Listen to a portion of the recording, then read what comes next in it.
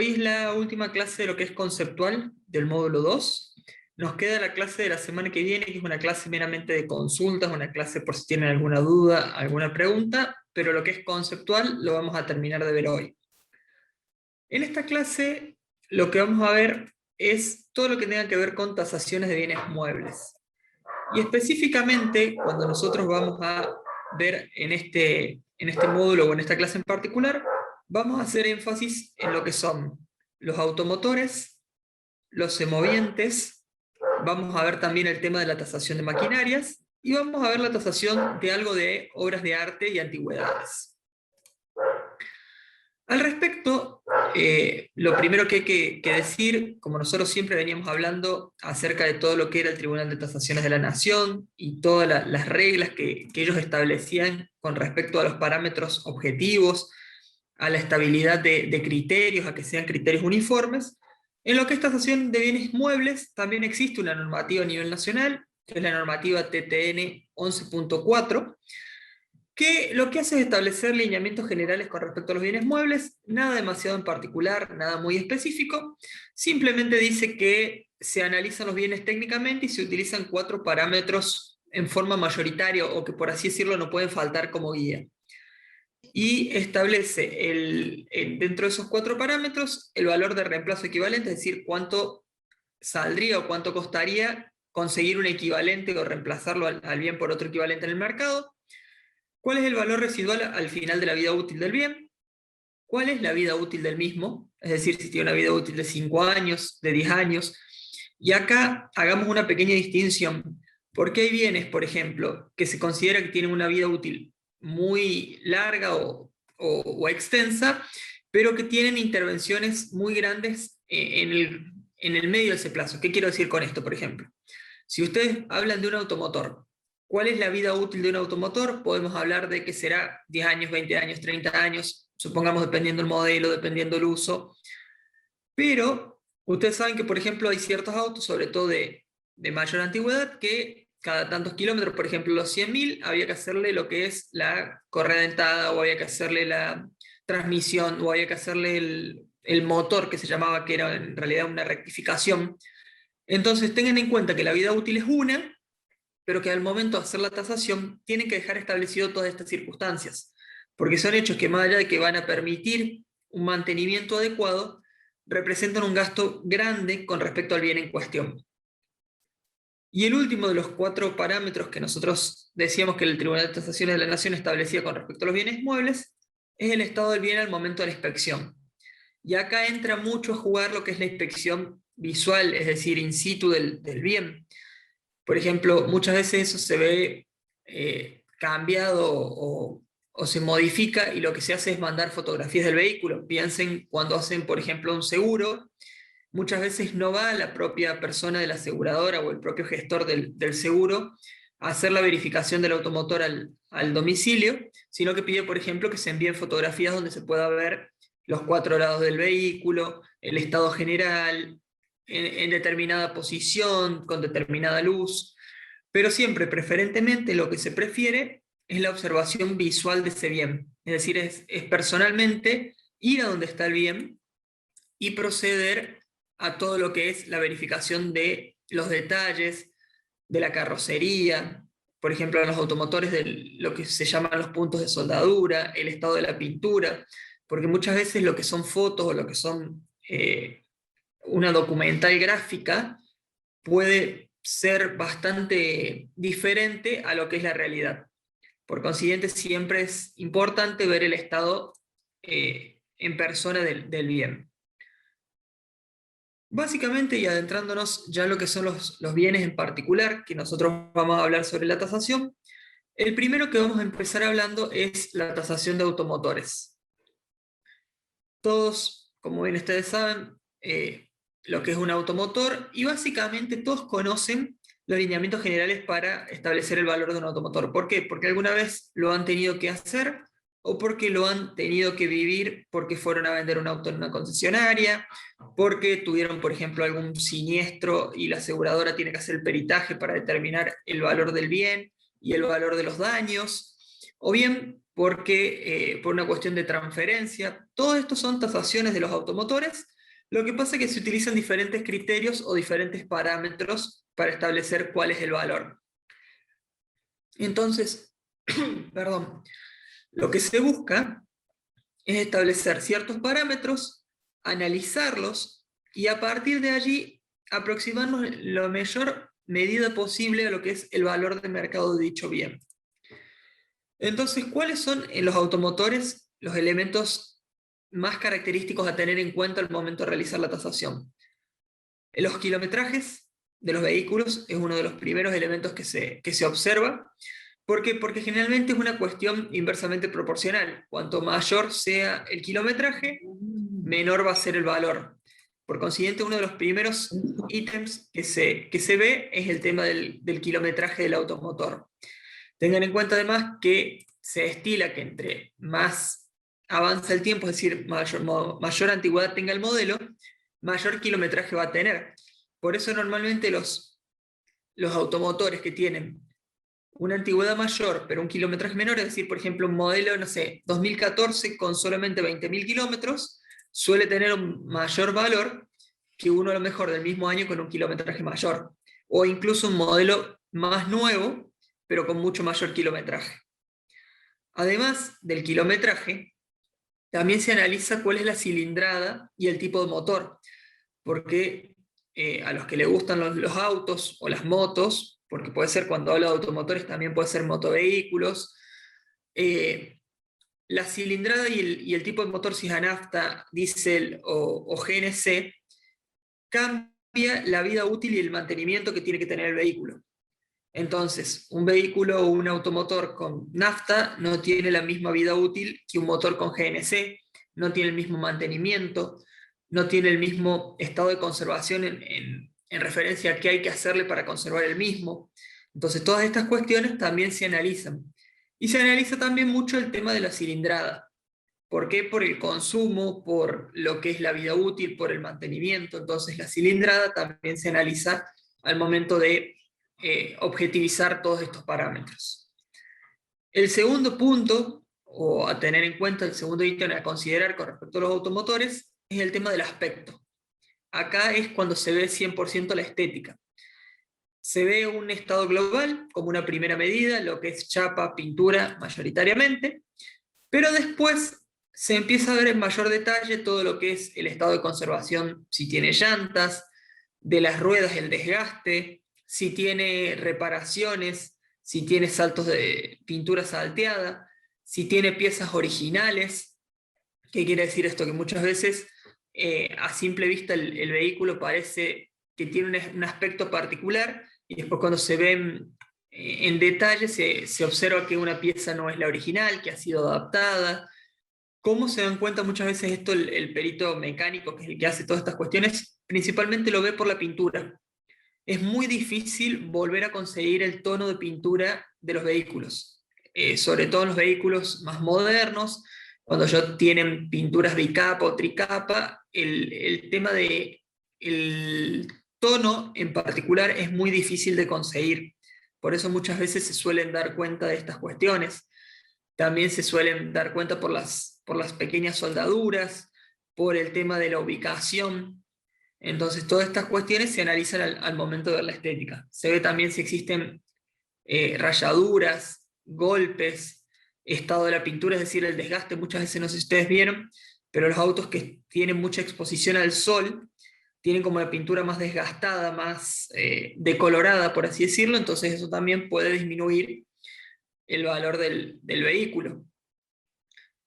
¿Y por qué este elemento se tiene tan en cuenta? Porque se prevé mucho cuánto sale la reparación, es decir, cuánto costaría poner ese vehículo en una situación de que esté en perfectas condiciones, o bien por la propia depreciación del bien en cuestión. Y el tercero de los ítems, a rasgos generales, es el tema de la mecánica.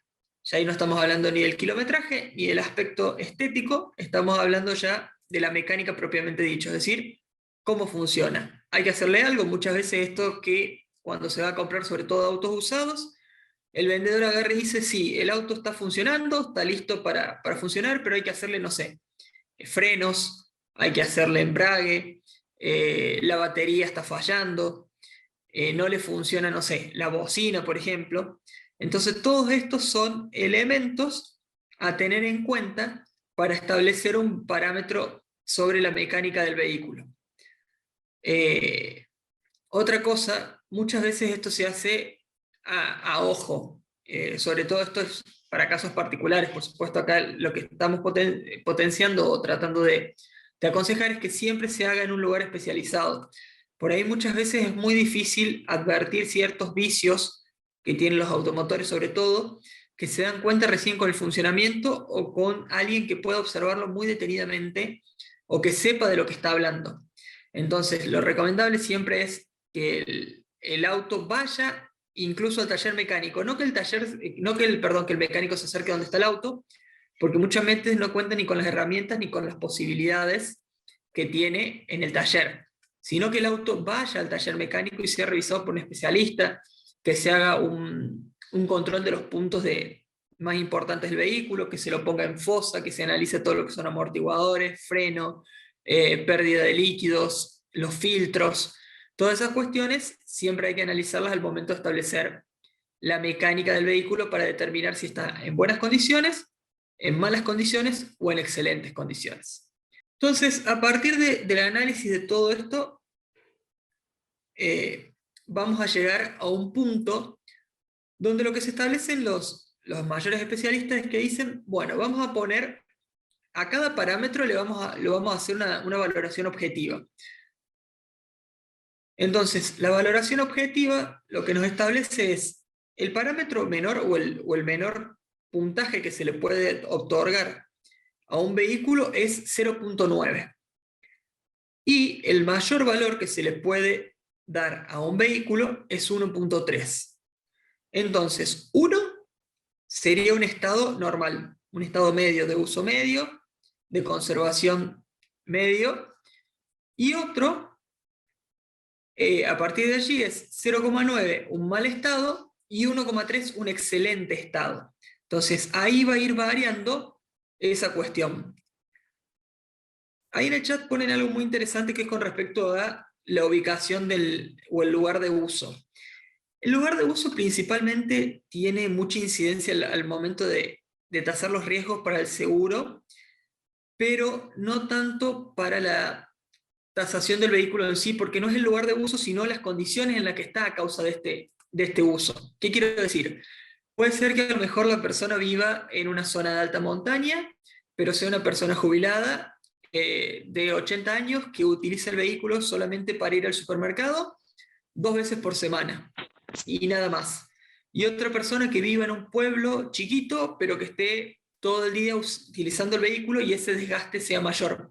Por consiguiente, el propio lugar donde se use va a llevar a un parámetro objetivo, es decir, al desgaste, a la mecánica, a la estética. Por ejemplo, es muy raro encontrar autos en Córdoba capital que no tengan estéticamente ningún detalle.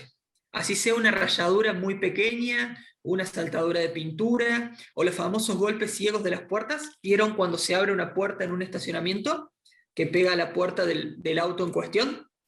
Entonces todo eso lleva a que sea mucho más común en un lugar donde hay mayor tránsito, mayor ubicación o mayor circulación de vehículos.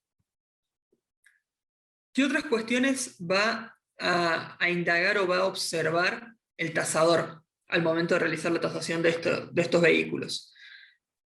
Va a observar, por ejemplo, la marca, el modelo, la versión del coche. Esto es muy importante porque la versión va a diferir muchísimo si sea la misma marca y modelo. La fecha en que este coche se matriculó o apareció el legajo del vehículo, cuántos kilómetros tiene, qué tipo de estado está, cómo funciona el motor. Muchas veces, no sé si ustedes tienen amigos mecánicos o les interesa la mecánica, esto que dice el motor golpea. Esto es generalmente cuando el vehículo, al momento de andar, la carburación no es pareja y el motor como que se mueve, y eso es lo que le llaman el motor golpea.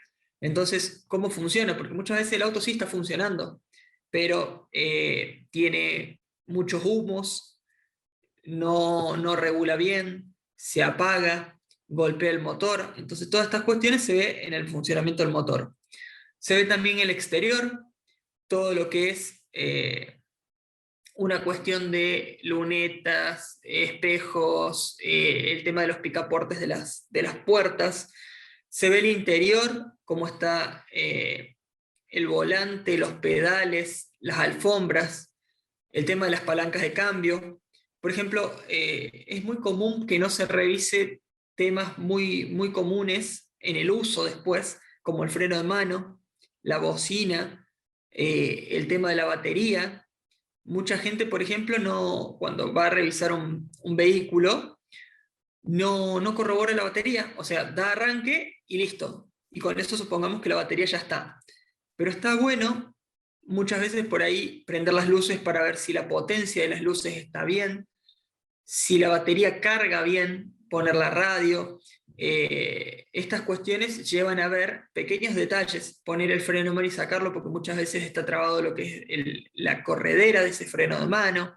Entonces son elementos que hay que tener en cuenta porque influyen en lo que es el costo y el valor. El tema del desgaste de los vehículos es otra cuestión a tener muy en cuenta. Del vehículo, perdón, de las ruedas, quise decir de los neumáticos, a tener muy en cuenta por si hay que cambiarlos, es un gasto que hay que afrontar y hay que tener en cuenta. La documentación del auto, ahora en Córdoba Capital, por ejemplo, si tiene el ITV realizado, si tiene los manuales de mantenimiento. Entonces, todos estos elementos son útiles al momento de considerar la tasación del vehículo.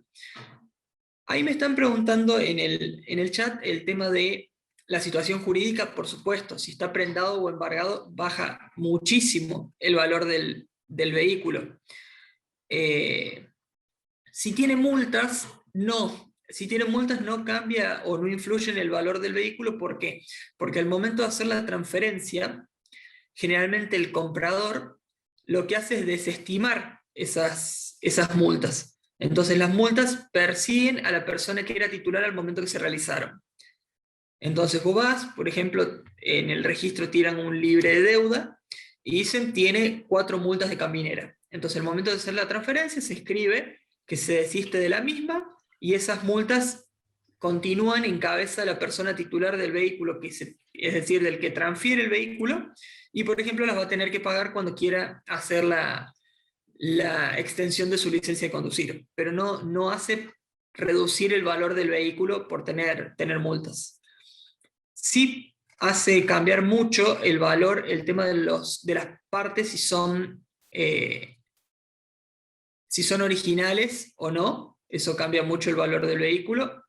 Y también, como dicen en el chat, también es importante el tema del lugar de fabricación, porque cambia mucho el valor del vehículo, sobre todo el valor de mercado, pero, ojo, tengan en cuenta que a veces influye para bien, o lo que en el sentido común diría, y a veces para mal. ¿Qué quiero decir con esto? Esto es una cuestión completamente práctica. Imagínense un usado. Siempre, como dicen en el chat, un auto modelo japonés generalmente tiene mayor valor que un modelo mexicano. Pero muchas veces en el mercado, por ejemplo, hay modelos de Suzuki o Honda, sobre todo en el pasado, que no se conseguían repuestos. Entonces no había mercado para esos vehículos. Entonces, a pesar de que eran japoneses, que todo el mundo diría, bueno, sí tienen mayor valor que un mexicano, muchas veces un mexicano o un brasilero se cotizaba mejor en el mercado porque el japonés no se conseguía un repuesto. Entonces, esas cuestiones ténganlo en cuenta. La disponibilidad de repuestos también es una cuestión al momento de analizar, sobre todo la disponibilidad, no, el costo de los repuestos es un tema al momento de analizar la tasación, porque si hay que cambiarle a algún repuesto y ese repuesto sale 4 veces más por ser un importado, esa cuestión hay que tenerla en cuenta al momento de hacer la memoria descriptiva. ¿Qué otra cuestión también analizamos? El tema de los autos clásicos. Un auto se considera clásico aproximadamente, hay parámetros distintos, pero lo que se dice es que se considera clásico a partir de los 25 años, con un mínimo de 25 años. Entonces ahí lo que se va a establecer es que pese a que son autos antiguos, tienen un valor de mercado bastante alto. Entonces ahí lo que se va a ver es si los accesorios son los originales del vehículo, cómo está la carrocería, cómo está la tapicería, y en esto muchas veces lo que suelen hacer es comprar varios vehículos. A ver, los que son coleccionistas, ¿qué hacen? Compran un auto clásico que tenga los repuestos originales o los accesorios originales, compran uno que tenga la tapicería original y compran uno que esté bien de chasis original. Entonces después, con esos tres, terminan haciendo un auto en sí o armando un auto. Ahí preguntan cuántos años en el chat para que un clásico. Muchos hablan a partir de los 25 años, otros hablan a partir de los 30 y algunos van más allá y hablan que es a partir de los 40 años. Pero en general, a partir de los 25, 25-30 ya se puede empezar a hablar de un clásico. Otra cuestión que se ve en los autos clásicos es el tema si se ha renovado el motor. ¿Cuándo? Es decir, esto que nosotros decíamos, que si hace el motor se rectifica, se cambian las juntas, entonces esa cuestión hay que tenerlas en cuenta. ¿Cómo está el tema de las bombas de agua, los filtros de los radiadores? Esas son todas cuestiones a tener en cuenta en los autos, sobre todo clásicos o más antiguos. Y después tenemos por otro lado los autos de lujo, que ahí ya lo que tenemos en cuenta, porque normalmente los autos de lujo siempre están bien conservados en lo que son kilometraje y estética, pero ahí tenemos que ver cuántos quedan en circulación, cuántos modelos se fabricaron, cuántos modelos quedan, porque si fueron, por ejemplo, 50 vehículos que entraron en fabricación o 500 vehículos, y quedan solamente 10 o 15, aumenta muchísimo el valor de esos vehículos porque terminan siendo de colección. En los clásicos igual, por ejemplo, hay autos que van desapareciendo con el paso del tiempo, entonces muchas veces conseguir esos autos para los coleccionistas tiene mucho valor y por eso se tasan por eso. Ahí preguntan en el chat, dicen a partir de 50 años de los clásicos. Lo que pasa es que vos podés hablar que un clásico es a partir de los 25, pero lo que se paga en el clásico es que empieza a desaparecer el modelo. Entonces muchas veces lleva más tiempo. Piensen, por ejemplo, en los Forá o los Forte, que estén bien conservados, que sean viejos, tienen un valor para los coleccionistas o para el mercado bastante alto, e incluso importados con varios años, por ejemplo, los Farlane o esos autos, no sé si lo ubican cuáles son, que son los autos largos. En ese caso también, por ejemplo, porque ya se dejan de ver, ya se empiezan a desaparecer esos vehículos. En cambio, por ejemplo, podemos pensar en un Fiat 600, que es un auto clásico, es un auto antiguo, tiene una antigüedad muy grande, pero como hay tantos todavía en circulación, no tiene el valor de un clásico de colección o de un antiguo de gran valor de mercado. Si, por ejemplo, hoy, si se consiguiera un 500, entonces, en ese caso, el 500 va a tener más valor que el 600. Y no sé si ustedes saben, pero el 600 fue el vehículo posterior al 500, fue como una mejora. Pero como pasó tanto tiempo, el 500 llegó poco acá a la Argentina y quedan pocos dando vuelta en circulación, entonces conseguir un 500 hoy en buenas condiciones sería una cuestión de un valor muy alto para el mercado. Ahí preguntan, autos de lujo, ¿con qué vara lo tomamos o cómo lo hacemos? El tema de los autos de lujo muchas veces se ve por ediciones, es decir, cuántos modelos se han realizado, por valor del mercado al momento de establecerse, porque nosotros lo podemos establecer objetivamente y decir, bueno, nosotros decimos que un auto de lujo es el que paga impuesto de lujo. Hoy por hoy en Argentina muchos autos pagan impuesto de lujo y no son considerados de lujo al momento de las tasaciones. Entonces mayoritariamente lo vemos por ediciones que se hayan realizado, por número de unidades, por empresa o marca, mejor dicho, que lo haya establecido. En esos parámetros vamos estableciendo cuáles son los autos de lujo. ¿Por qué los autos, la mayoría viaja a Buenos Aires y los trae a Córdoba? ¿A qué te referís con los autos muchas veces se suele... Digo, disculpa si puse mal ahí en la pregunta.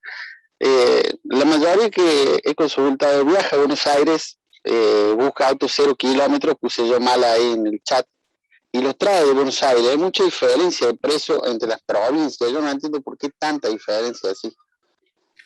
Por el flete, infraestructura, por dónde se fabrican, por impuestos o por lo que hay que se llaman en los parques automotrices, se les da incentivos económicos, entonces eso hace abaratar los costos, y además el mercado en Buenos Aires tiene muchísimo más salida. Un auto que vos tenés en Buenos Aires, que está a 800 kilómetros, que te tomás un avión en 1 hora y volvés manejando, lo conseguís, y acá a Córdoba te tardan 4 meses en traértelo. Entonces muchas veces sí se hace en Buenos Aires. Por ejemplo, los que compran autos de lujo, hasta hace algunos años se hacía lo que era la feria del automotor en la rural, y venían vehículos que acá, por supuesto, a Córdoba ni llegan. Entonces mucha gente ve que hay un mayor mercado, que hay incentivos a las automotrices y pagas muchísimo menos costo, y que después lo podés traer, y lo único que pagas, perdón, es al momento de inscribirlo en el registro, el cambio de radicación o la extraña jurisdicción. Entonces van y lo traen desde allá. Eso en alguna época, hace muchos años, se hacía con el tema del sur, con las provincias de Tierra del Fuego, Ushuaia, por ejemplo. Se compraban vehículos allá y se traían. No sé si ustedes saben, ahora existe una ley que lo prohíbe. Cuando vos compras un auto allá, no recuerdo exactamente ahora si son 3 años que el auto tiene que estar radicado allá, o 5, ya no recuerdo con exactitud, y recién después lo podés sacar de la isla, que llaman ellos. Justamente era para prohibir, sacarle el incentivo a estas cuestiones. Entonces, por esa cuestión, mayoritariamente se hacen en Buenos Aires. Ahí está, 3 en nacionales y 5 en importados. Así es en Ushuaia el tema de los automotores. Igualmente, hoy por hoy, mucha gente sigue pensando que era como era antes, más en la época de los 90, que había una diferencia sideral en los vehículos. Hoy por hoy no hay tal diferencia en los vehículos, y no vale la pena hacer esa cuestión. Ya no representa económicamente una diferencia. Bueno, vamos a continuar. Uno de los métodos más utilizados en el tema de los vehículos es el método lineal. Es uno de los métodos más simples, menos, por así decirlo, técnicamente desarrollados, porque por un método que establece pocos elementos, y lo que dice es, bueno, el auto X, ¿cuánto vale? A nuevo, el valor hoy en el mercado. A nuevo sale 1.000.000 de pesos. Perfecto. ¿Cuál es la vida útil que se calcula de ese vehículo? 10 años. Entonces, a partir de allí dice, bueno, tiene 10 años de vida útil, ¿y cuál es la antigüedad que tiene? 4 años. Entonces, directamente, la depreciación la calcula por la antigüedad. Si tiene 10 años, 4 años de depreciación es un 40%. Entonces, el valor al día de hoy es de 600.000 pesos. ¿Qué pasa? No tiene en cuenta todos los otros elementos que nosotros veíamos.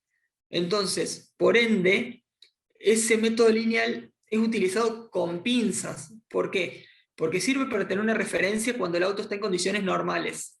Pero si después el auto tiene, por ejemplo, puntos de soldadura en la carrocería, masillados, pintados distinto, desgaste de pintura, el estado funcional no es el óptimo, hay que cambiar los neumáticos, entonces este método lineal ya deja de ser tan importante o tan útil para saber el costo de un automotor. Entonces el método lineal es específicamente cuando el auto está en condiciones normales, no tiene grandes cuestiones a tener en cuenta, y se puede utilizar por este método de depreciación por la vida útil. No es el más recomendable, pero se los dejo como opción. Otra cuestión es que existen otros métodos de tasaciones que no son los utilizados por los peritos, pero que, por ejemplo, sirven para otras operaciones. Por ejemplo, cuando van a hacer una transferencia automotor, ustedes saben que se tasa el auto, pero la tasación es completamente objetiva. ¿Por qué? Porque la DNRPA, que es la Dirección Nacional del Registro de Propiedad Automotor y Créditos Prendarios, ya tiene una tabla que no le importa el estado de conservación del vehículo. Ese vehículo de ese año, ese modelo, así tenga 10 kilómetros o 100.000 kilómetros, vale esto, y en ese marco paga esto por transferencia. ¿Por qué se hizo esto? Porque se mentía en los valores de transacciones. O sea, se ponía cualquier valor en las transacciones cuando se hacía, por consiguiente tomaron un parámetro completamente objetivo. Cuando preguntan ahí en el chat de dónde se saca el valor a nuevo, generalmente o de las mismas concesionarias, se puede averiguar hoy por hoy con el acceso a internet, se saca el valor a nuevo, y si no, de revistas especializadas. Otro punto otra forma de establecer la tasación también es a los fines impositivos o a los fines de la cotización de los seguros, que también no tienen tan en cuenta elementos tan técnicos como el estado de conservación y esto, porque por ejemplo el seguro, no sé si ustedes saben, para brindarle cobertura y decir cuánto es la prima o el premio, establece una tasación. Pero esta tasación no tiene muy en cuenta, por ejemplo, el estado de conservación del motor, porque las fotos son exteriores. Entonces, a lo mejor un vehículo con un motor destruido, pero con un exterior bien, va a estar tasado en un determinado valor.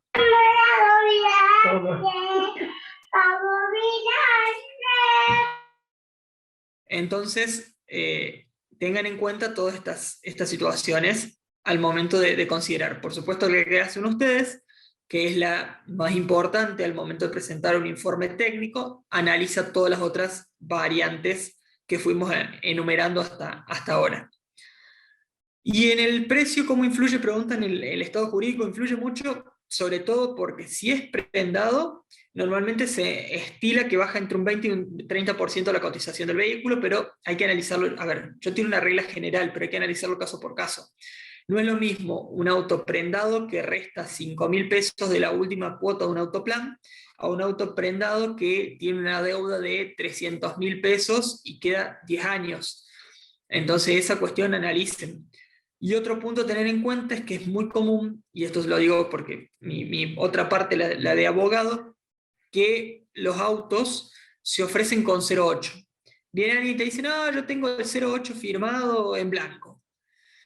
Esta cuestión incide también en el precio, porque ustedes no saben con qué se van a encontrar con ese 0,8. ¿Por qué?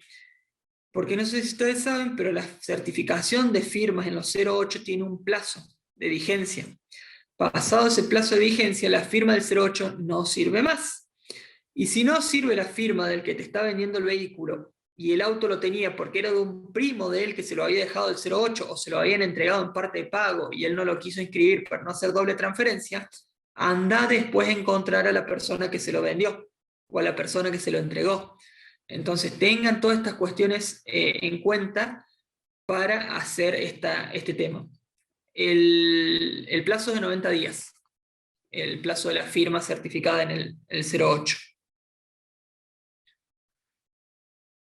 Entonces, ¿qué otra cuestión también analicen? Tengan en cuenta analizar si tiene, bueno, lo que dijimos de multas, no tanto, pero el estado de conservación y el estado de esta cuestión, sí analícenla para ver la tasación en los inmuebles. Y recuerden, todo esto se coloca en la memoria descriptiva, siempre entregándolo lo más completo y lo más en forma posible para dar todas las razones que llevaron a esa línea de pensamientos y a ese valor que se obtuvo. Ahí me pregunta Andrea, si tengo un 0,8 firmado y aparece el dueño después de 3 meses, ¿lo puede reclamar o arrepentir de la venta? Si tenés un 0,8 firmado y no hiciste la inscripción en el registro, el auto sigue siendo el dueño.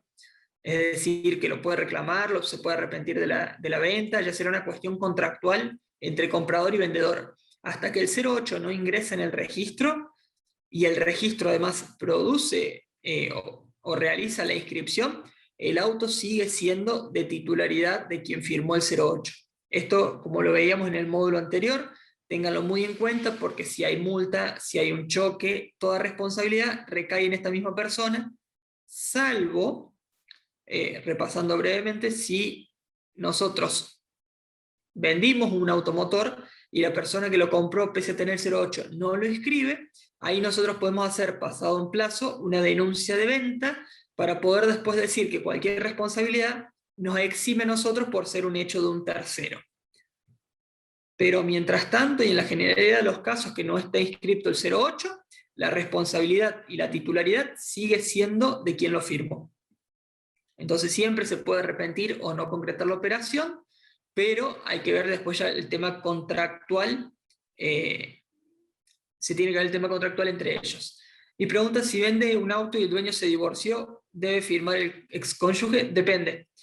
Depende porque hay que ver si el auto era un bien propio, es decir, de la persona que te lo vendió, o un bien ganancial, y si era un bien ganancial, ¿quién se lo quedó después del divorcio? Es decir, en la sentencia de divorcio, como hicieron en la división de los bienes, A partir de allí puede ser que necesites la firma del...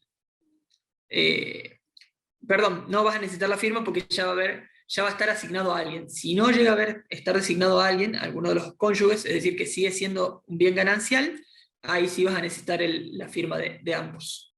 Bueno, vamos a continuar ahora con lo que son la tasación de semovientes. Perdón, quedaron algunas preguntas en el chat. Si se inscribe ya queda para el dueño actual, me refiero al 08, sí, cuando se inscribe el 08 en el registro y el registro toma esa inscripción, ya el dueño pasa a ser la persona que se inscribió. ¿Y qué validez tiene la denuncia de venta? Pregunta Lucas, ¿a qué te referís? ¿Con exhibición de responsabilidad? Si es así, tiene mucha validez porque el registro lo que hace es tomar razón de que vos ya no sos el titular de ese bien. Vos denunciás quién es, lo intiman para que proceda a hacer la inscripción. Si no se ordena un secuestro, es todo un proceso, pero te exime de responsabilidad, pues ya pasa a ser un hecho de un tercero, por lo cual vos no respondés. Fíjense que el automotor genera una responsabilidad objetiva. Yo choco con el auto, yo soy responsable. Entonces, esa denuncia de venta corta el vínculo de la responsabilidad objetiva entre la persona que figura como titular y el automotor. Dice, ¿y si una persona ha fallecido y su esposa no figura en el 08? Pregunta Jorge, si te referís a que no figura porque no es titular, o cómo sería. Si una persona además ya ha fallecido, va a haber que haber una declaratoria de herederos y después un proceso sucesorio para poder transferir ese automotor. Sí, sí, sí, por supuesto. Ahí, como dice Pablo, el 08 no tiene vencimiento, tiene sí mora a partir de los 90 días, por eso les decía, pero no tiene vencimiento el 08. Yo le hablaba de los 90 días del registro y de las certificaciones de firmas que realizan en escribanía. El 08 se firmó y el titular fallece. Entonces, Melina, ahí hay que ver, a ver, le estoy dando casos muy generales, esto puede variar en el caso concreto, pero normalmente si el 08 ya se firmó, igualmente se hace lo que es una declaratoria y se hace lo que es el cumplimiento de esa obligación. O muchas veces las personas no denuncian este fallecimiento y van y lo hacen igual y hacen la transferencia, y si no hay ningún problema puede pasar. Lo que pasa es que el registro ya está más informatizado y en la base de datos se toma que esta persona falleció. Entonces puede pasar cualquiera de las dos casos. Y pregunta Lucas, pero si por ejemplo ese vehículo tiene un accidente y pone una persona, la responsabilidad civil es de la persona con la denuncia de venta que venía manejando. La denunciada, es decir, el comprador. Van a citarlo al juicio como tercero interesado al vendedor, pero si él demuestra que ha hecho efectivamente y correctamente la denuncia de venta, se exime la responsabilidad por cortar el nexo causal. Bueno, ahora sí, seguimos con semovientes. Los semovientes, como habíamos visto hace un par de clases atrás, eran todos aquellos bienes muebles que podían moverse por sí mismos. Normalmente hablamos de animales, ganado. Entonces, ¿quién es la persona o el especialista que va a realizar la tasación de estos semovientes? Generalmente es lo que se llama un perito veterinario. ¿Y para qué va a ser la tasación de estos animales? Puede ser con muchísimas finalidades. Puede ser para hacer un inventario del propio activo de una compañía o de una persona. Puede ser para una venta, para una compra, para hacer un tema de un seguro, para calcular indemnizaciones. Cualquiera de estas cuestiones puede dar lugar a que se haga la tasación de los semovientes. ¿Qué tipo de animales se van a analizar o se van a tasar? Cualquiera. Puede ser caballos, puede ser mulas, burros, cabras, ovejas, cualquier animal de corral. Incluso se tasan caninos. Ustedes saben que es muy común que para las ventas se haga tasación, sobre todo en lo que son animales de competición. Se tasen los animales para la venta. Entonces, toda esta cuestión siempre se va a analizar mediante una tasación de los semovientes. Siempre tengan en cuenta que, más allá de ser un ser viviente, de esta cuestión, es un activo. El semoviente es un activo y forma parte del patrimonio. Entonces, se debe conocer su valor, porque va a incidir mucho en la contabilidad de una persona o de una empresa, y sobre todo en el inventario. ¿Cuáles son las características principales o generales que más se tienen en cuenta al momento de determinar el valor de un semoviente? La raza, principalmente, es uno de los primeros elementos a analizar. La morfología, es decir, la composición corporal. Las regiones corporales, es decir, esa morfología, cómo se ubica, de qué manera. ¿Cuál es su variación morfológica? La sometría es una ciencia que estudia la composición corporal de acuerdo a unas métricas. A ver, ¿cómo lo explico con palabras? Son las métricas de la composición corporal llevadas a lo que es la funcionalidad del animal o lo que se espera del animal. Es decir, cómo inciden las métricas que tiene su propia composición en la finalidad con la que ese animal va a ser utilizado. Eso es básicamente, a grandes rasgos, lo que hace la sometría. La productividad, ahí vamos a ver mucho lo que es la trazabilidad, por ejemplo, para tasar ciertos semovientes como algunas vacas para un tambo, vemos la productividad y ahí analizamos todo lo que es la trazabilidad que veíamos en la clase anterior. Entonces, a partir de allí podemos ir viendo cómo avanzó la productividad de ese animal o de esos animales, si subió, si decreció, y eso puede hacer aumentar o disminuir su valor. Y los libros genealógicos, esto sobre todo en animales de raza. Y una cuestión importante también es que hay ciertos animales de raza que tienen registros genealógicos, incluso de carácter constitutivo. ¿Qué quiero decir con esto? Los perros, por ejemplo, no. Los perros tienen registros genealógicos, pero no es constitutivo. Vos te compras un perro y sos dueño del perro, independientemente que no hagas la inscripción en el FCA. Pero lo que tiene el perro es que muchas veces, si el pedigree, que es esta inscripción, se continúa, el perro de raza tiene un mayor valor. No es lo mismo un perro con pedigree que sin. Esto que se llama normalmente la venta de perro con papeles. Entonces, vos cuando compras un perro con papeles, vos tenés la posibilidad de ir a inscribirlo o no. Es decir, no porque no lo inscribas el perro deja de ser tuyo, pero normalmente se inscribe porque eso aumenta su valor. E incluso he visto contratos de venta de perros en donde por obligación se tiene que inscribir el perro para no cortar con el linaje. Es decir, ¿por qué? Porque en el árbol genealógico, después el vendedor, es decir, el que vendió el perro, al momento de hacer el árbol genealógico, lo coloca al animal como dentro del árbol del que vendió. Entonces muchas veces por contrato se obliga a las personas que compran estos animales a inscribirlo en el árbol genealógico. Otros animales tienen libros genealógicos, pero son de carácter constitutivo. ¿Cuál es el caso típico y el caso modelo? Los caballos pura sangre de carrera. Acá ya no estamos hablando de caballos pura sangre únicamente, sino que tienen que dedicarse exclusivamente a las carreras. Tienen un registro constitutivo, igual que los automotores. Hasta que no se haga la inscripción de la transferencia del animal en ese registro, el animal sigue siendo de propiedad de quien lo vende. Y esto es muy importante por el tema de la responsabilidad, sobre todo en el traslado. Son animales de un valor altísimo, entonces normalmente el problema es quién va a correr con el riesgo del traslado de esos animales. Por ejemplo, una persona que está en Córdoba le compra un caballo pura sangre de carrera a una persona que está en La Pampa. El de Córdoba va a querer hacer, por supuesto, la transferencia o inscribir esa transferencia desde el momento que el animal sea traído desde La Pampa a Córdoba y ya esté en su propiedad. El de La Pampa, al revés, va a querer que esa transferencia sea hecha con anterioridad para no correr el riesgo del transporte. Entonces, esa cuestión de los libros genealógicos y los árboles genealógicos tiene muchísimo valor al momento de realizar la tasación. Otra cuestión con respecto a la raza del animal es si es una raza común o no. Esta cuestión se analiza mucho, sobre todo en lo que es canes y felinos, se analiza mucho si son perros o gatos que son muy comunes o si son razas raras, que cuesta por ahí acceder a las mismas. Y también muchas veces sobre todo en los animales, y esto es algo que por ahí choca a algunas personas, el tema de las modas.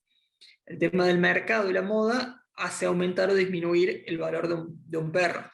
No sé si recuerdan, pero hace un tiempo se habían puesto de moda los bulldog franceses. Entonces los bulldog franceses pasaron de costar 8.000 pesos, por ejemplo, en una época, a costar 30.000 pesos de golpe. ¿Por qué? Porque se habían puesto de moda y todos querían el bulldog francés. O los perros de los famosos hacen que muchas veces se pongan de moda y eso aumenta el valor del mercado. ¿Por qué? Porque hay mucha demanda de un bien que es escaso. Entonces la ley de la oferta y la demanda está presente en todos los bienes, incluso en los semovientes. ¿Hasta ahí alguna duda? ¿Alguna pregunta? Ahí preguntan si la edad tiene un tema de la tasación de los semovientes. Sí, por supuesto. La edad sí, porque muchas veces tiene que ver con la vida útil del bien. No sé si ustedes saben, pero los caballos, por ejemplo, los caballos pura sangre de carrera, tienen una vida útil extremadamente corta. Hay incluso, no sé si conocen algo de turf, pero hay 3 premios que son la triple, o sea, los premios más importantes del turf, que son la triple corona en Estados Unidos, que son 3 carreras de caballos, y muchos caballos, los caballos pura sangre de carrera, salvo que sean ganadores o que les vaya muy bien, hacen esas 3 carreras y ya como se jubilan, ya no corren más, entrenan para eso y a partir de ahí no corren más. Entonces la vida útil, fíjense, es muy, pero muy corta. Entonces sí se tiene en cuenta la edad. Y lo que preguntan si el pedigree se dice la calidad de su raza, en realidad el pedigree es todo lo que tenga que ver con la inscripción de los registros genealógicos en los registros del FCA de los animales. Entonces, ¿a qué me refiero con esto? Si yo, por ejemplo, tengo en el registro genealógico inscripto al padre del animal, al animal en cuestión, al hermano, y son de una familia con linaje que ya viene todo inscripto, se dice que el perro tiene pedigree, que viene ya con esa cuestión. Es como una forma de ver como la familia o el linaje del animal. Y eso, sobre todo en perros, se paga muchísimo. Se pagan muchísimo porque generalmente los perros con pedigree se compran para competir, para competiciones. Entonces, no sé si ustedes alguna vez lo han podido ver. Es hasta relativamente gracioso porque el perro en el registro genealógico ya viene hasta con nombre. La persona que te lo vende te da el árbol genealógico donde está el perro que vos compras y el perro ya tiene un nombre y generalmente son nombres como, no sé, Palmito le ponen en la casa y el perro viene ya llamado en Pegasus, Archipigus, no sé qué otra cosa, y está escrito el nombre técnico de la raza, el nombre científico. Entonces muchas veces los árboles genealógicos son bastante particulares. Y sí se consulta todo en los registros. Los registros, por ejemplo, lo lleva el registro del FCA, lo lleva, por ejemplo, también lo lleva el Jockey Club para los caballos, la sociedad rural, todo se lleva cada uno de los registros. Sí, como dice en el chat, también viene escrito el nombre del criadero del perro, y sobre todo viene escrito el tema de la raza bien del perro, porque muchas veces esto de, por ejemplo, un labrador, viene el labrador europeo y otra característica más, o el labrador americano, entonces viene todo esa cuestión.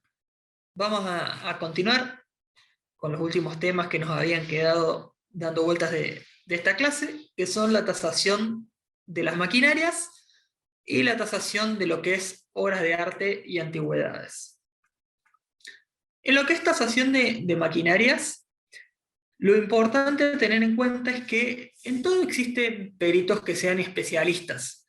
Y esto es importante sobre todo para ustedes, para que se especialicen en una rama determinada. Si bien pueden hacer la tasación de todos los bienes en cuestión, siempre está bueno especializarse en algunos en particular para así tener una mayor salida laboral en ese. Toda especialización es bienvenida y toda especialización además es remunerada de una mejor manera en calidad de trabajo.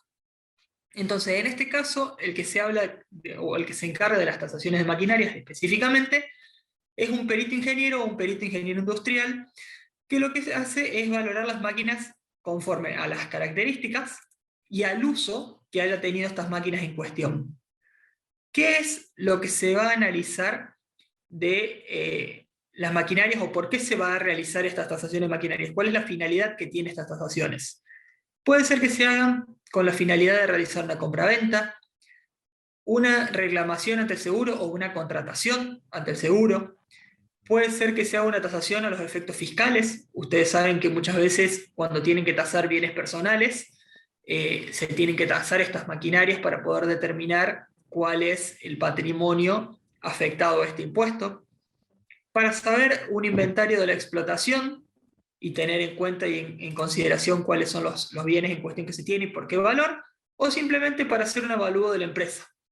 Estas cuestiones es importante para poder determinarlas y a veces se llevan a cabo. ¿Cuáles son los elementos o los factores que se tienen en cuenta al momento de realizar la tasación de la maquinaria? Sobre todo lo que es el tema de agrícola, que muchas veces es lo que tiene mayor salida en los trabajos del perito. Primero las características. ¿Y qué se ven estas características? ¿Qué tipo de maquinaria es? ¿Cuál es la potencia? ¿Qué cilindrada tiene? ¿Qué tipo de tracción tiene? ¿Cuáles son sus características mecánicas? Y las características ergonómicas o de funcionamiento además. Entonces, todo eso hacen lo que son las características de la maquinaria per se. Después se ve el estado de depreciación de la maquinaria, ya sea por conservación mecánica o por conservación estética. Se analiza el valor de la máquina nueva, es decir, se tiene en cuenta como punto de partida la maquinaria a nueva. ¿Cuál es la antigüedad? Eso también se va a analizar. ¿Cuál es el desgaste por funcionamiento? Es decir, ¿qué fue lo que, por cantidad de kilómetros o por cantidad, por ejemplo, de las máquinas agrícolas, por cantidad de cosechas realizadas? Estas cuestiones es importante tenerlas en cuenta. Si están obsoletas o no, ya sea obsoletas por el paso del tiempo, porque existen modelos más nuevos, o simplemente porque la tecnología que utilizan es obsoleta. ¿Cuál es el estado de conservación o mantenimiento? ¿Y cuál es el estado de funcionamiento? Respecto a las preguntas que iban colocando en el chat, sí es similar a la tasación de los vehículos, por supuesto, porque generalmente son vehículos, las maquinarias, muchas veces, otras veces no, pero en general las maquinarias agrícolas son vehículos. ¿Y cómo se calcula el desgaste? Depende de qué maquinaria estés hablando. Por ejemplo, si es, no sé, una cosechadora o una sembradora, en el desgaste de sus elementos, en que si están conservados lo que son plásticos o metales o accesorios, entonces ahí se va calculando el desgaste de lo que son el tema de los neumáticos, el tema de las correas del motor, el tema de todo lo que sean cilindros y todas esas cuestiones. No hay una fórmula, es decir, sí, hay fórmulas específicas para analizar todas las cuestiones que nosotros venimos hablando, pero son fórmulas muy técnicas y se requieren demasiados datos que acá no los tenemos como para hacerlo, pero sí se calcula por horas de uso y además por cosecha. Por cualquiera de las dos, Cristian, se puede realizar. Porque muchas veces, dependiendo el vehículo en cuestión, se analiza además por hora de uso y por cosecha, se analiza la funcionalidad, es decir, la funcionalidad que tiene. Entonces vos decís, bueno, por X cantidad de horas hace X quintales o X cantidad de hectáreas o X cantidad de cosechas o completa X% de cosecha, entonces se analiza esa funcionalidad. Y sí, siempre se miden en horas de uso, por eso digo, y se hace la funcionalidad con respecto a las cosechas o a lo que haya logrado. Ahí, a partir de ahí, se saca una fórmula para calcular el funcionamiento y sobre todo la eficacia de ese tipo de bienes en cuestión. Otra cuestión a analizar y tener en cuenta con lo que decíamos, por ejemplo, del estado, si es obsoleto o no. Muchas veces, al momento de considerar, se busca un valor de mercado y se puede decir, bueno, por ejemplo, esta maquinaria ya tiene una tecnología que es obsoleta porque, no sé, por ejemplo, en Estados Unidos ya se ha creado otra cosa que tiene un mejor funcionamiento en menos tiempo y con mayor eficacia. Pero eso no quiere decir que en nuestro mercado eso esté obsoleto. Entonces recuerden siempre, como decíamos desde la primera clase y lo van a escuchar a lo largo de todo el curso, Todas las tasaciones se hacen en un mercado específico, en circunstancia de tiempo, de modo y de lugar. Entonces, a lo mejor una maquinaria que para el estado de la ciencia es obsoleto, porque en otro país ya hay un mejor funcionamiento, no es obsoleto o todavía tiene vida útil o todavía tiene remanente útil acá en la Argentina. Entonces esa cuestión ténganlo en cuenta siempre al momento de analizar. ¿Se entiende a lo que me refiero? Y el último de los bienes que nosotros vamos a analizar a grandes rasgos es el tema de la tasación de obras de arte y antigüedades. Y este es un negocio, o sobre todo una rama de tasaciones muy poco explotado. ¿Por qué? Porque se requiere gente muy especialista y muchas veces hay faltante de esta clase de personas o de personas interesadas en hacer esta clase de situaciones. Por ende, no es un negocio donde abunden o una rama donde abunden los especialistas. Como lineamiento general, se establecen, o la doctrina, perdón, establece una serie de principios con respecto a las tasaciones de obras de arte y antigüedades, donde dice que el punto 1, no existe una valoración estética, es decir, la obra de arte no se analiza estéticamente. Te puede parecer horrible la obra de arte y sin embargo tiene un valor sideral, porque no es la estética sino el mercado lo que te lleva al valor. El mercado no es transparente, el mercado de obras de arte y antigüedades es uno de los menos transparentes que existe en la práctica, porque hay mercado negro de arte, porque no se declaran los bienes, los valores reales, entonces uno de los menos transparentes que existen. Hay otro principio que dice que el tasador debe vivir adentro del mercado, ¿por qué? Porque esto que les decía, tiene que ser un especialista que conozca mucho de arte, que esté continuamente recorriendo y conociendo las obras de arte, conociendo los museos, los artistas, los materiales, entonces tiene que estar adentro de ese mercado. Se rige sí por la oferta y la demanda. Esto es muy común y por eso normalmente se hace por remates. Las obras de arte muchas veces se rematan, entonces esto rige la oferta y la demanda. Y lo importante es que acá a todo esto sacamos el precio, no el valor. ¿Por qué? Porque los valores, justamente como también lo dicen en el chat, es muy subjetivo porque se mueve de acuerdo a lo que son las operaciones comerciales, a lo que impone la moda. No es solamente una cuestión de lo que diga un artista o un crítico. Un crítico puede decir que es la mejor pintura del mundo, que si no tiene salida, si no está de moda, no se va a vender. A modo de ejemplo, y siempre recuerdo porque me resulta jocoso al momento de explicarlo, es la película que hacen Francella y Brandoni, donde justamente simulan la muerte de un artista para revalorizar el valor de sus obras. Entonces fíjense cómo las obras siguen siendo las mismas, pero el valor de una obra es mucho mayor muchas veces cuando su autor ha muerto. ¿Por qué? Porque justamente adquiere la posibilidad de ser algo único. Entonces esa cuestión es muy interesante. Sí existen operaciones de legitimación artística y sobre todo de análisis, porque hay muchas réplicas. Es muy común que se quieran vender réplicas de obras de arte, sobre todo de pinturas, entonces hay legitimación artística, hay especialistas que analizan esta cuestión. Y para llegar al valor intrínseco, es decir, el valor de mercado de una obra, se requiere un profesional tasador. No es una cuestión, como decíamos, de estética, de vista, de conocer más o menos o por arriba. Se requiere un profesional que analice todo esto. Y se analiza a partir de parámetros objetivos o documental objetiva, como son catálogos, como bibliografía o como mucho estudio. Es una rama muy estudiada. A partir de allí, a grandes rasgos, yo le voy a explicar muy por arriba porque es una cuestión muy técnica, pero se establecen 5 categorías de obras. Las obras consagradas, que son, por ejemplo, un Dalí, un Picasso, esas son obras consagradas ya de por sí. Obras de valor significativo, obras de artistas que intentan ingresar en el mercado, entonces generalmente son los que se exponen en galerías. Las falsificaciones e imitaciones, que también se negocian, más allá de que hay muchas, se negocian. Y acá, ojo, porque se negocia muchas veces diciendo que son réplicas, o se negocia mintiendo y vendiendo la réplica como un original, que es un delito, pero sucede. Y después están los dibujos, los grabados y las litografías. Entonces esas son las 5 categorías generales que establecen en lo que es obras de arte y sobre todo pinturas. Y tengan en cuenta que además va a entrar a considerarse también en el costo el tema de si puede justificar o no la tenencia de esa obra de arte. Por eso hablamos de que en las obras de arte hay un mercado negro o un mercado paralelo muy, muy grande.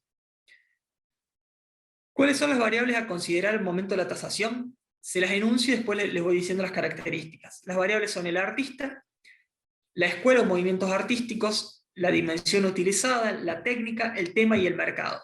¿Por qué digo esto?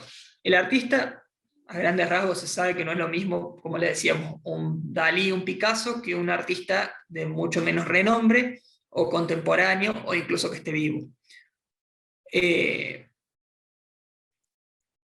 Perdón, ahí me preguntan cuáles son las significativas de que me pregunta Alejandra porque no le entendí. Las escuelas de movimiento artístico porque se le da un valor establecido, al igual que la dimensión. No es lo mismo el valor que tiene una obra de una escuela contemporánea que una escuela antigua, que un neoclasicismo. No es lo mismo la técnica, por él no tiene el mismo valor el óleo que la pintura. El tema tampoco, por ejemplo, los temas históricos no tienen el mismo valor que las pinturas sobre guerra o el tema de especies vivas. Entonces eso va cambiando mucho el valor y el mercado, por supuesto, como principal eje a considerar. ¿Cuáles son las obras de valor significativo que me preguntaban? Por ejemplo, una obra que está entre un valor significativo y nos llega una obra consagrada, algunas de Quinquela Martín, acá en Argentina. Algunas obras de Quinquela Martín son consideradas de valor significativo y no consagradas. Las categorías, sí, se las repito, son obras consagradas, obras de valor significativo, obras de artistas que quieren ingresar en el mercado, falsificaciones e imitaciones, y por último, los dibujos, grabados y litografías. Este es un tema a investigar muy en profundidad, por supuesto que yo se los planteo y se los presento únicamente por una cuestión de tiempo y además por una cuestión de que es una cuestión técnica, excesivamente técnica. Pero recuerden, a considerar el artista, el movimiento artístico, la dimensión y la técnica utilizada, el tema de la obra y el mercado en el que pueda desarrollarse o incluirse, ya que la oferta y la demanda siempre van a tener un punto muy importante sobre estas cuestiones. Y lo último que les dejo por ahí, porque también es interesante, es que las pinturas, en este caso en particular, están grabadas con el 21% de impuestos y existe una ley al fomento de la cultura que establece que si vos a esa obra la pones a disposición de la Secretaría de la Cultura de la Nación para ser expuesta, por ejemplo, en un museo o en una galería o en una exposición, ese impuesto que vas a pagar al momento de comprarlo se reduce del 21% al 10,5%. Entonces, en ese caso, es un elemento a tener en cuenta porque puede abaratar mucho el costo de la obra. Fíjense, por ejemplo, si ustedes van a comprar un Dalí o un Picasso original, el 21 o el 10,5 es un costo muchísimo, muchísimo menor. Y la diferencia entre copia y falsificación es que la copia es una réplica con conocimiento de que estás comprando una copia de un cuadro original. En cambio, en la falsificación lo que intentan es vender la obra como si fuera la real. Por eso muchas veces se hace este estudio de legitimación artística para determinar si es una falsificación o si es original, en el caso que la vendan como original. Y la copia es normalmente lo que se vende, por ejemplo, en los museos, cuando salís, vieron que hay como una galería de merchandising, ahí se venden copias, o alguien que establezca expresamente que es una copia de una determinada pintura. ¿Alguna duda? ¿Alguna consulta hasta ahí? Con lo que hace a obras de arte y antigüedades. Bueno, hemos llegado a lo que es el final del módulo 2. Ahora nos quedan 10 minutos que lo vamos a utilizar por si hay alguna duda o alguna consulta. Los que no tienen ninguna duda ni ninguna consulta se pueden retirar tranquilo, no hay ningún problema. Con respecto a lo que están poniendo en el chat, les voy contestando en orden. Muchas veces sí, al no practicarlo no se generan dudas, es para leerlo, por ahí es un tema para repasarlo. Traten de interiorizarlo a ver si la próxima clase tiene alguna duda en cuestión, y lo vamos charlando. Exámenes, hay fechas, al igual que en el módulo anterior, va a ser una autoevaluación que les voy a dejar cargado después en el aula virtual para que ustedes puedan realizarla y ver si han entendido estos aspectos. Y el examen definitivo es al finalizar el curso. No es módulo por módulo, sino es al finalizar el curso en cuestión. Las 5 prioridades están en el PowerPoint que se va a subir al aula virtual. Quédense tranquilos que todo lo que les he dado está todo en el PowerPoint para que ustedes lo tengan ahí a la vista. Y del módulo 1 dejé un examen para una autoevaluación. Me dijeron que lo estaban subiendo en el día de hoy. No sé si todavía lo han subido o lo han cargado. Igualmente no tiene fecha de vencimiento, es múltiple opción muy simple. Son 15 preguntitas, si mal no recuerdo. Que ustedes lo tienen exclusivamente para que ustedes lo puedan ver, lo puedan realizar y vean si se equivocaron, en qué se equivocaron, y si surge alguna duda, me la puedan preguntar en la próxima clase. Igual vamos a hacer con el módulo 2, forma posterior, para que puedan sacarse alguna duda. Si queda alguna duda de lo que vimos en la clase de hoy, este es el momento para hacer la pregunta. Si no, ya los voy liberando. Y espero que, bueno, que lo hayan disfrutado, que les haya servido las clases y que se hayan entendido los temas en cuestión. No, Paula, yo ya, este fue el último, o sea, yo es el último módulo que doy, ya el módulo 3 lo dan con otro profe. Y me piden que repasemos el modo lineal de la tasación de autos. El modo lineal es uno de los más simples. Lo que se analiza es la vida útil del vehículo, el valor a nuevo y en los años de uso. Entonces nosotros decimos, el vehículo vale, vamos a hacerlo en números redondos, 1.000.000 de pesos.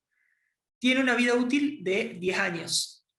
Y la tasación se hace cuando el vehículo lleva hace 5 años que ya lo tenés. Entonces, dividís y decís, bueno, de 5 años es la mitad de 10, entonces el valor a nuevo, si es 1.000.000, ya está depreciado en la mitad por tener 5 años. Entonces el valor hoy por el método lineal es de 500.000 pesos. El tema con este método, como les decía, es que no considera un montón de otros factores a tener en cuenta. Por eso se utiliza casi nada y solamente en automotores que estén con una condición regular, es decir, una condición buena, y no tengan grandes rasgos de ninguna falla o ningún otro problema. En automotor, depende del vehículo, también se toma quien fuera su propietario. No entendí, Mariano, la pregunta, si me la querés repetir, así lo aclaramos. Porque no entendía a qué te referís con que se toma quien fuera su propietario, eso no. Sí, Sebastián, los que van queriendo hacer consultas me la escriben en el chat, o si quieren habilitar el micrófono me lo preguntan. La pregunta es la siguiente, con respecto a la obra de arte, ¿siempre va a depender de un profesional que determine el valor? O por ejemplo, alguna pintura de Dalí o Picasso, ¿hay precios base que se puedan determinar? Sí, generalmente de las obras consagradas hay precios bases, pero lo que pasa es que difiere mucho lo que se puede llegar a pagar. Supongamos, del precio base de muchas pinturas, cuando salta un Dalí o un Picasso, normalmente, que no es en el mercado negro, se remata. No se vende en particulares, normalmente, hay excepciones, pero digo, se remata. Entonces el precio de base es el que lo había adquirido, o algún precio que establece de base la persona que va a hacer el remate, pero después puede diferir enormemente, sobre todo por los postores, por el estado de conservación o por todo. A modo de anécdota, por ejemplo, no sé si ustedes recuerdan, hace unos años, ya hace unos 6 7 años, pero lo pueden buscar en las noticias, se iba a rematar un cuadro, no recuerdo de qué pintor era, pero una obra consagrada. Y se había hecho una base de una suma en dólares muy importante, y el día anterior a la subasta, la persona que lo tenía en la casa por accidente, en un accidente del hogar, le clavó algo y rompió el lienzo en un borde. Imagínense el valor que perdió esa obra a partir de ese momento. Entonces, más allá de que podamos utilizar una base, va a depender muchísimo de la oferta, de la demanda, de la conservación y del análisis técnico que se haga en estas cuestiones. Pero sí se pueden tomar parámetros más o menos establecidos con esto que decíamos, catálogos, anteriores remates o una cuestión así. Los ejemplos de tasaciones sí los voy a subir, perdón, estoy bastante con los tiempos acortados, pero sí los voy a subir, incluso si no es para el lunes que viene que seguimos dando clases, se los voy a dejar cargados en el aula abierta como material extra, no se hagan problema. Ahí pregunta Andrea si se analiza el modo que fue usado, qué trato tuvo. Como les decía, el trato va a estar en los parámetros de los autos. ¿Qué quiero decir con esto? Que el trato se va a notar, si lo hizo, lo llevó a velocidades máximas, se va a notar en el desgaste. Si lo hizo en terrenos de ripio, se va a notar en el desgaste propio del auto. No hace falta analizar quién lo tuvo o el trato que le dio la persona, sino la objetividad del vehículo. El mismo vehículo, si lo sabes leer, es un libro abierto. La oportunidad de su propietario anterior que ofrece a su dueño en determinado momento es el mismo resultado superior. Sí, sobre todo los autos de lujo, ahora entendí. Muchas veces, esto que decimos, un auto de lujo, que hay 10 en el mundo, pero justo se está vendiendo el que no sé, el auto que era de Cristiano Ronaldo, va a tener mucho más valor que un auto igual, pero que haya sido de Juancito Pérez, con los mismos kilometrajes, el mismo estado de conservación y todo. Sobre todo porque además el mismo mercado va a hacer que la oferta por ese vehículo sea más alto. Pasa mucho con las propiedades inmobiliarias también. Diego, pasó lo mismo, me parece, cuando falleció Diego Maradona, que hubo mucha repercusión con los bienes, que Sí, hubo tanta repercusión que decidieron no vender absolutamente nada por ahora. No sé sí, si... igual ya están saltando remate algunas cosas. Por ejemplo, el otro día remataron una camiseta que había usado en el Mundial, pero muchas veces, fíjense, esa camiseta que todos pensaban que iba a ser un valor sideral, terminó costando en el remate muchísimo menos que una camiseta que usó Zidane en el Mundial de Francia 98. Entonces fíjense como muchas veces lo que nosotros consideramos como algo que no tiene sentido lógico en el mercado, sobre todo porque nosotros somos argentinistas y los argentinos pensamos que a lo mejor la camiseta de Maradona iba a ser la más cara por lo que representaba a nivel mundial, terminó siendo de menor valor que otro hito. ¿Por qué? Porque había una demanda mayor de ese bien.